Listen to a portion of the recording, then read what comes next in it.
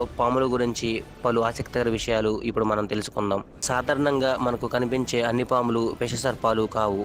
కేవలం 4, 5 రకాల పాములు మాత్రమే ఎక్కువ ప్రమాదకరమని, అవి కరిచిన వెంటనే వైద్యం చేయించాలి.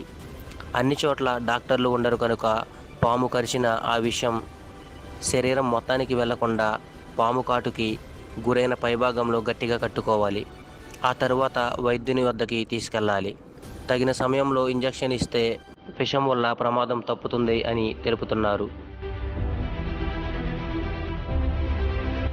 పాము కరిచిన తర్వాత భయానికి లోనవ్వడం వల్లనే ఎక్కువ మరణాలు సంభవిస్తున్నాయి అని వైద్యులు చెబుతున్నారు.